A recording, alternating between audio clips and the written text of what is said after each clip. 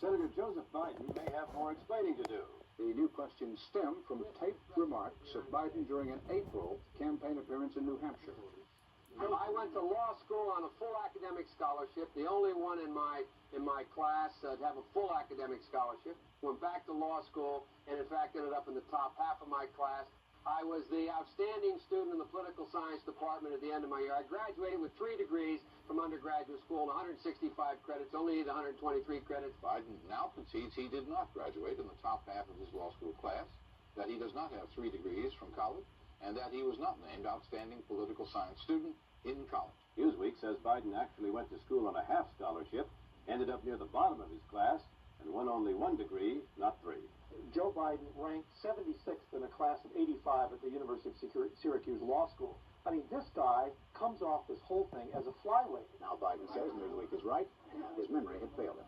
And I'd be delighted to sit down and compare my IQ to yours if you'd like, Frank. Joe Biden was victimized by the truth. Bye Biden. He may not know it yet, but I think this is going to be very difficult for him to recover. Is Joe Biden dead meat, yes or no? I think so. Bob? Terminal condition. Terminal. Eleanor? Yes, unless he comes in third in Iowa. Morton? Dying. I say dead. Democratic presidential candidate Joseph Biden today faces a controversy. 3 weeks ago at a debate at the Iowa State Fair, he used phrases identical to those delivered by British Labour Party leader Neil Kinnock. Biden seemed to be claiming Kinnock's vision and life as his own. Why is it that my wife is sitting out there in the audience, is the first in her family to ever go to college? Why is Gladys the first woman in her family, in 1,000 generations, to be able to get to university? My ancestors who worked in the coal mines in northeast Pennsylvania and who come up after 12 hours and play football. 8 hours underground, and then come up and play football. It's because they didn't have a platform upon which to stand. There was no platform upon which they could stand. The notion that every thought or notion or idea you have to go back and find and attribute to someone, I think is, quite frankly, ludicrous. The problem here is that Senator Biden told his audience he'd just been thinking about these things, and he failed to give any credit at all to his famous British speechwriter. You know, I was thinking on the way over here. Now that's a little too much because, as you point out, what's behind the words? What's there? And a lot of people, the rap on Biden has always been that it's just a surface. I should have said, to paraphrase Neil Kinnock, it's the only time I didn't, and all the times I ever used it. But CBS News found a tape of a second instance.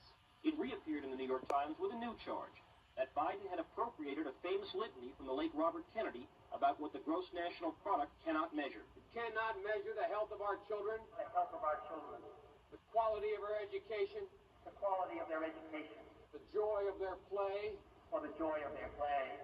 Biden gave Kennedy no credit.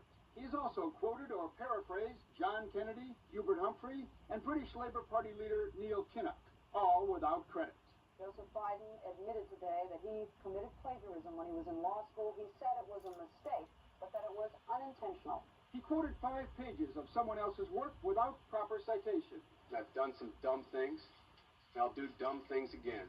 He was given an F. Ladies and gentlemen, I've been dumb. To the political community in Washington, it all seems of a piece.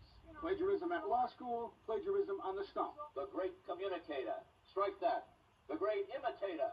You don't steal verbatim, or when you do, as he did 99% of the time, you give credit. Biden's critics say he sells himself as a man whose words and visions can inspire a new generation in politics. But if the thoughts, phrases, and visions really belong to others, it's a form of false advertising. Is it a wise idea, though, to take something that personal, anyway, from another politician and try and appropriate it to your own campaign? I think it was a stupid thing to appropriate material that was really very personal, that was someone else's. Most people didn't know who he was, Joe Biden, and now they're going to say, oh yeah, he's the guy who plagiarized. That's the first. Politically, that's devastating. These clips are devastating. He looks like a Joe Biden wind-up doll with somebody else's words coming out. If they're going to do things that are stupid as well as immoral, then they're probably too dumb to have the job of president. The voters are going to have to decide whether he was dishonest or dumb. Senator Joseph Biden